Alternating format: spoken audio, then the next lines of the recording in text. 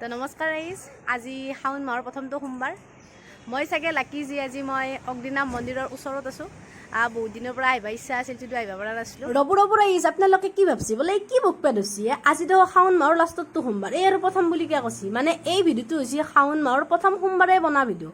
মই ইমানেই বিয়ে ধৰা মানুহ, ভিডিঅ' আপলোড দিওঁতে শাওন মাহৰ লাষ্টতটো সোমবাৰ আহি পালা। সিদিনা গৈছিলোঁ আমি অগ্নিনাভ মন্দিৰক লাগি, আৰু যাই পাওঁতে আধা বাটতে মস্ত ডাঙৰ বৰষুণ, যি গৰম দিছিল, বতৰ পুৰা ঠাণ্ডা কৰি পেলালা। আৰু এয়া আহি পালো আমি অগ্নিনাভ মন্দিৰ। দূৰতে গাড়ীখন দেখি অলপমান খোজকাঢ়ি গৈছোঁ। খোজ নাকাঢ়িলে কি কৰিব, দেখছি নাই গাড়ীৰ যাম, এতে বঢ়িয়াকে পাৰ্কিং কৰি আপোনালোকে অলপমান খোজকাঢ়ি যাব। বাপ্পা লাইন, মই ভাবছিলো 8টা বজাত কোনেনো বিছনাৰ পৰা উঠো, মই যাই পেলাই প্ৰথম হ'ম। কিন্তু কি হ'ব, মোৰ নিচিনা এলেহুৱা মানুহৰ কাৰণে 8টাতো বহুত কম। বেলেগে 7টাৰ পৰা ইয়াতে লাইন পাতি আছে। সেইকাৰণে মই গলত গামচা ল'ব এৰি মূৰত গামচা লৈ বৰষুণত জিকি লাইনত থিয়া হলো। দেখছি না ৰাইজ, পেটকা উঠা বাকী, তথাপিও ভিডিঅ' বনাব এৰা না আপোনালোক দেখাবৰ কাৰণে।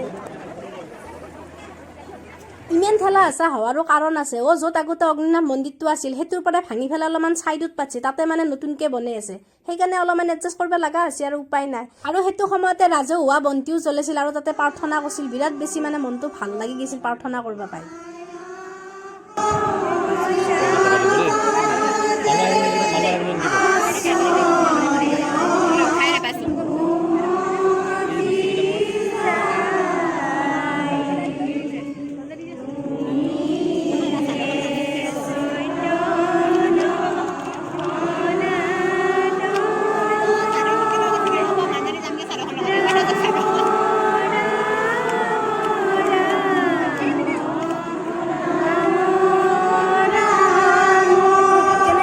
মানে এই যে ঘণ্টা ধৰি এই গৰমত লাইনত যে থিয় হৈ আছিলো নহয়, এই প্ৰাৰ্থনাখিনি কৰি পেলাই তাৰমানে তাৰে দুখ কষ্টগিলা চব পাহৰি গৈছো। আৰু বহুত সময় এনেকে লাইন পাতি এখোজ দুখোজকে আগবাঢ়ি যাই পেলাই আমিও আমাৰ কামখিনি কৰিলো। মানে ইয়াতে বেলেগ বেলেগ কাউণ্টাৰ আছে।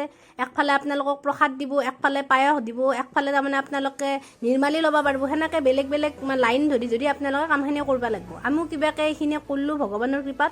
আপোনালোকেও সেই ঘৰৰ পৰাই প্ৰাৰ্থনা কৰক, বাবাৰ আশীৰ্বাদ লওক।